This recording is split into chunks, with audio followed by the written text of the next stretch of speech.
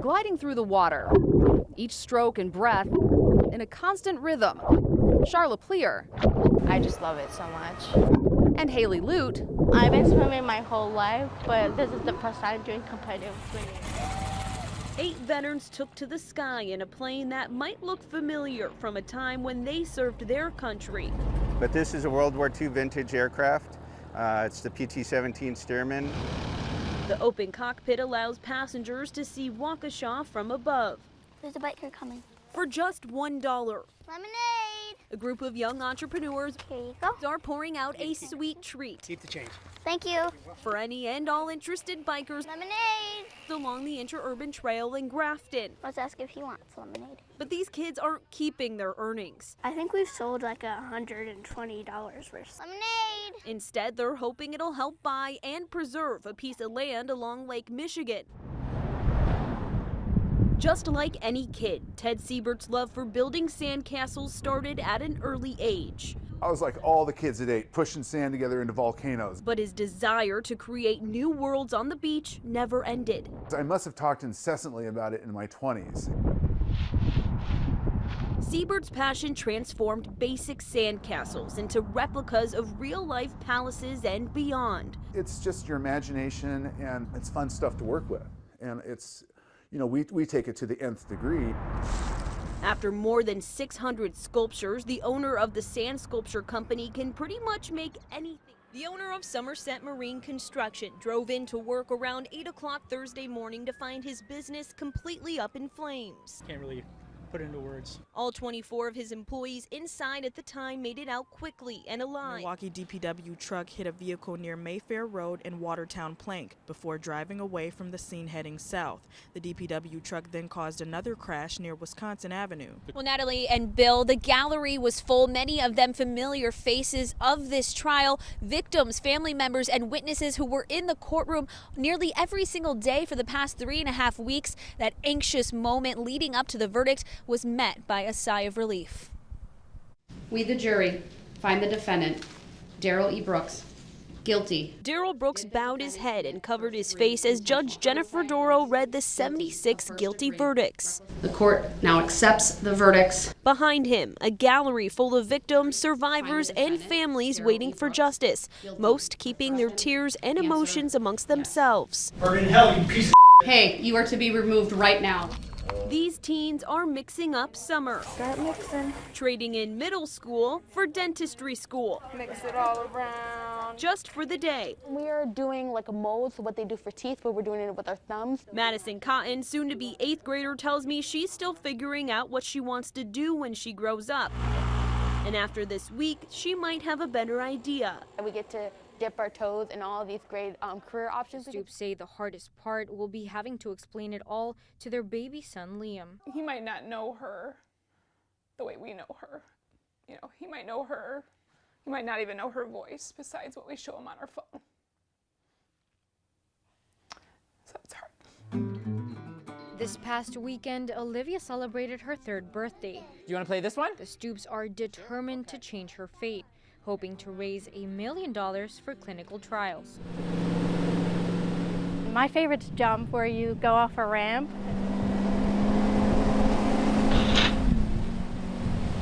It's for distance. It's my favorite because it's the most exciting. You're like flying through the air and it's super fun. She's hitting the base of that ramp at 50, 60 miles an hour. You know, so you really have to have your body in a strong position.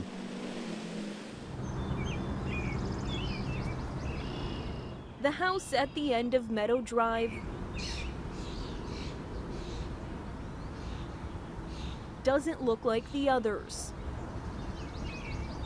We're sitting in my 2-acre garden in Greenfield, Wisconsin. Lots of work, lots of work. It's the home of William Radler, but lots of reward. a happy gardener at heart.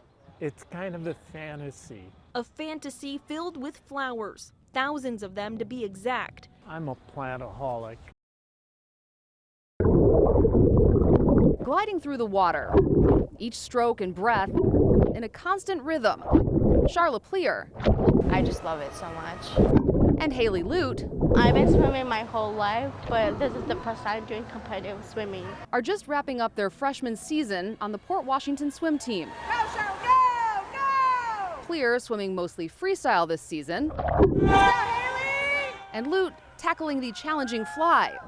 Like just at practice, we doing the fly. It didn't really seem hard for me. Both girls know what it's like to overcome challenges. Lute is deaf. I lost my hearing when I was 1 to silent ear infection. Clear is a bilateral amputee. So I was born with tibia hemimelia, so I was missing my tibia bones when I was born. She removes the prosthetics she's used to walk since she was 21 months old before she gets in the water. Obviously, it's a difference from other swimmers. But it can also come with its advantages just because I don't have the weight of the legs and I just kind of glide in the water. That positive attitude is a hallmark of both girls' seasons on the team. I'm a big believer in girls doing athletics at any level. Coach Danny Pfeiffer acknowledges both swimmers have made some adjustments. I would say the transition has happened pretty seamlessly. They're, social kids that have gotten along with the other girls. So from that standpoint, we haven't had to adjust so much. Clear starts races already in the water. And Lute depends on visual cues and works with an interpreter. She can't wear her cochlear implants in the water.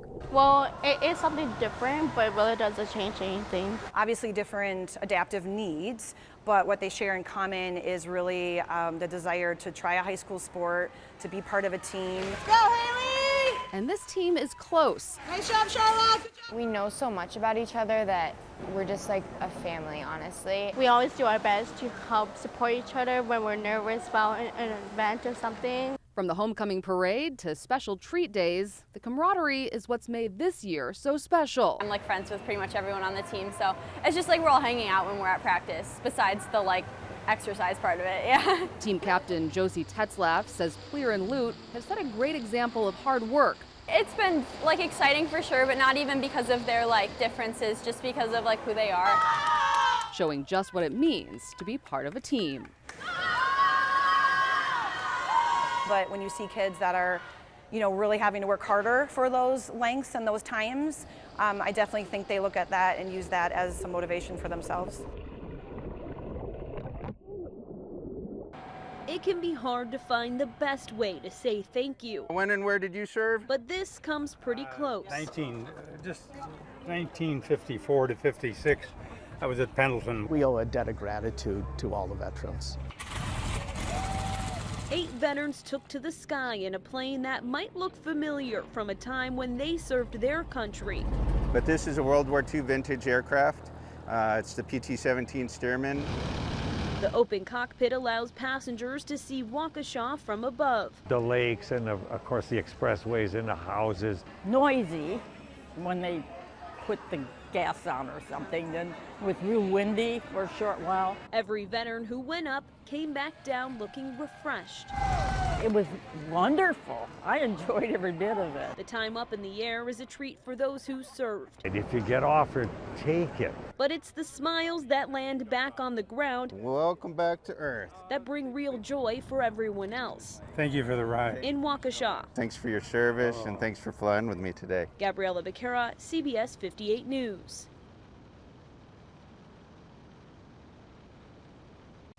There's a biker coming. For just $1. Lemonade! A group of young entrepreneurs are pouring out a sweet treat. Keep the change. Thank you.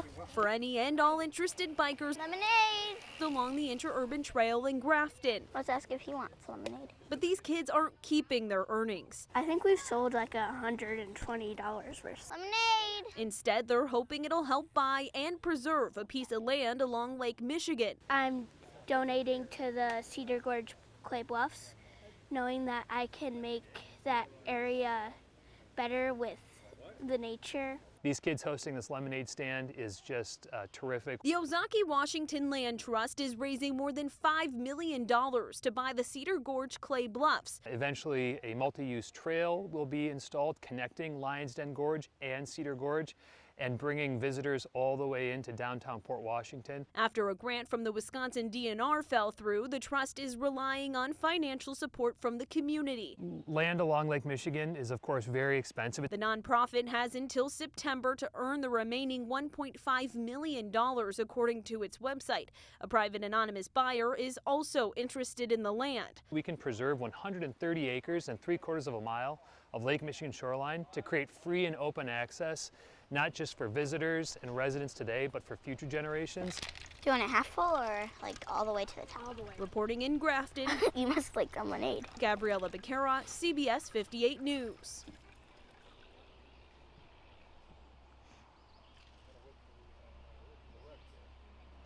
Gabriella Becerra was in the courtroom for the verdict. She joins us live now. Gabby, what was the reaction like? Well, Natalie and Bill, the gallery was full, many of them familiar faces of this trial, victims, family members, and witnesses who were in the courtroom nearly every single day for the past 3.5 weeks. That anxious moment leading up to the verdict was met by a sigh of relief.